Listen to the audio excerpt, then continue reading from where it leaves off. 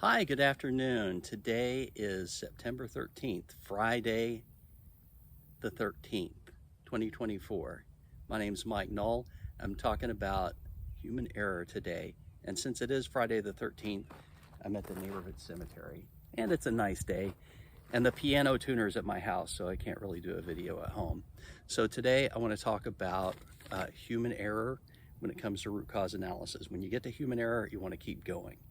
And one of the most important things to remember about human error is people come to work wanting to do their best job. Nobody comes to work to do a bad job. So when you get to human error, it's a good idea to keep looking for the true root cause. So a lot of times when we do these, the supervisors will do a 5 why, and they'll land on human error. And they'll do one of three things that we're used to seeing. Is first off, they'll say, well, you can't always eliminate human error, so that's going to be part of the process. So we're done. We're going to forget about it. We're not going to do anything. We're not even going to try to solve the problem. Well, that's not the right answer. The other more common thing they like to do is just send that person back to retraining. Well, without knowing if they were or weren't properly trained, what good is that going to do? Is that going to solve the problem? Probably not.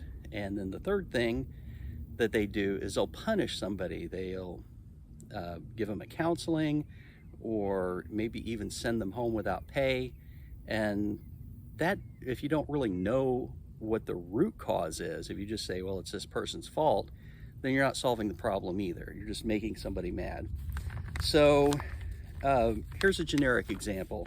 So say a system doesn't work properly when tested. So you start asking why, doing the 5 whys, and you say, why does the system not operate properly? Well, because a critical part was not installed in the correct orientation. So why was a critical part not installed in the correct orientation? When the technician installed the part, he put it in the wrong way. Why did the technician put the part in the wrong way? Human error. And a lot of times we just say, okay, we're done. We've got the root cause is human error, and then we're going to punish or educate or just forget about it. And if you stop here, you're not going to solve the problem. So ask some more questions. Were they trained properly? Did they look at the maintenance manual?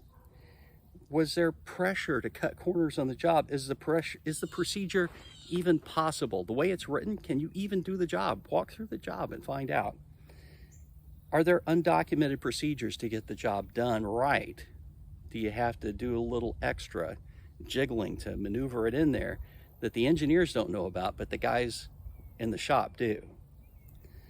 So, and another thing is, like a human factor, did the guy just do the same job 100 times and he's doing muscle memory and he's not even looking anymore? So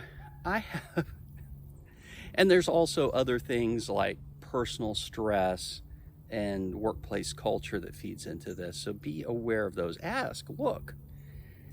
And so I have a couple of firsthand experiences with this. When I was a supervisor, when I was an aircraft mechanic in the Air Force. So the first one is similar to the first thing. The part was installed incorrectly.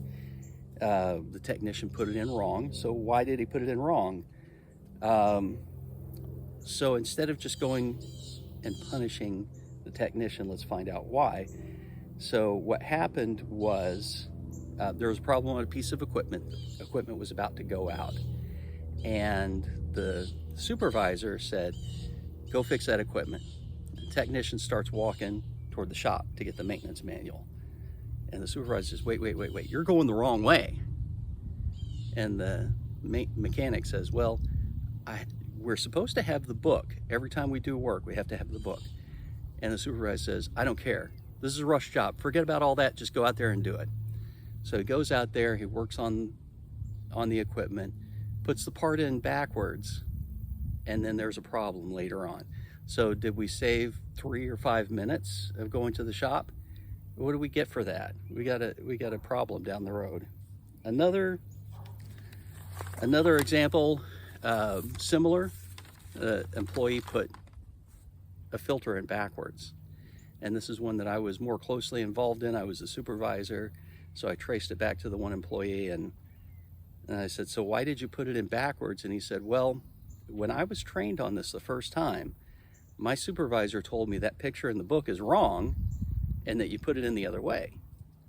And so after that, whenever he saw that diagram, no matter what the picture in the book was, he would just put it in the opposite way. So my reaction was, okay. And I said, okay, whenever you do a job, do what the book says. And if you think the book is wrong, tell somebody about it. And the real root cause in this sense was cultural. So the people doing the job couldn't, or felt that they couldn't communicate with the engineers and get the maintenance manual correct. And then you get into the situation where whenever you open a maintenance manual, there's no way to correct it if it's wrong. So as a technician, you have to guess, is this right or is this wrong? Do I follow the instructions that are in the book, or do I follow the stuff that I know that my supervisor told me that's not written down anywhere? So we want to be able to have correct work instructions in the hands of the mechanics that they can rely on.